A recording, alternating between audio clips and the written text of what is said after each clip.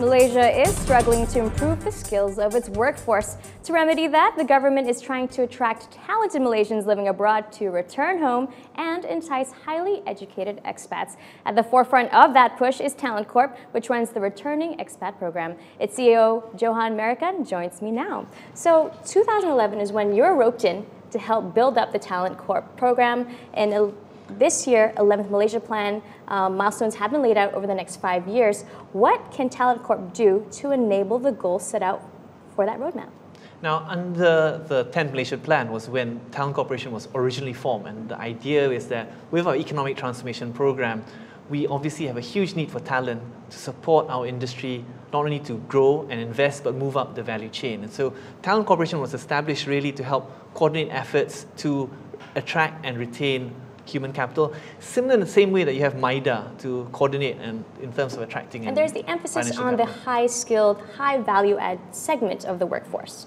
Yes, so clearly in terms of for Malaysia to move up the value chain, to emerge a developed nation, we need really the talent to support industry in that respect. And so we need to be increasingly open to talent. We're not just relying purely on just the Malaysians within the country. We need to look at Malaysians abroad and also foreign expatriate talent as well. In a recent analysis, the World Bank pointed to the REP program from TalentCorp, saying that it's doing its job, but there's still things that can be done to improve the program. So what do you see as a means to strengthen the REP?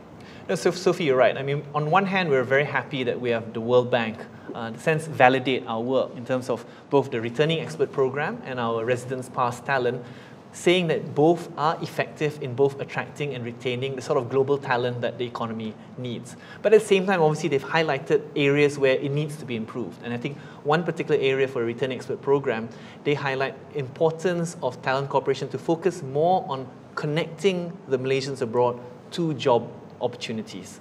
Now, this is where they've really said, I'm not sure they said that basically Malaysians abroad are professionally networked, they're opportunistic, and therefore they respond to career opportunities. They surveyed Malaysians abroad and found that more than 70% had originally moved out because of career opportunities. And therefore, that is our emphasis really, to really connect them back with some of the great opportunities we have. So it comes down to incentives, to making the environment here enticing. Now, given what is happening with the current environment, the uncertainty surrounding the economy and some of the business conditions that we're experiencing, what are you saying to pitch to these Malaysians to come back home? I think at the end of the day, the economy still remains strong. I mean, in terms of fundamentals, you had Fitch, moving its, outlook back to stable. I think what's really happening is that the situation is strong in terms of the fundamentals, and there's still some great opportunities. We still have organization, homegrown Malaysians, companies becoming regional champions, multinationals setting up regional centers. So the jobs are there, to build a great career. And even though there is perhaps a negative sentiment, the underlying economy is still strong. The economy is still growing 4 to 5%, unlike many other parts of the world. Now in Malaysia, we love our acronyms: TVET, training, vocational education, training and program, something like that. So this is something which is to say there needs to be a pivot away from such a pure emphasis on academics, because there are skill sets across the economy that should be tapped. It's interesting because even when the World Bank talked about how to improve both the Returning Expert Program and the Residence Pass, what they're saying is that we need to focus on what really defines talent. And they said we shouldn't have such a preoccupation on academic qualifications.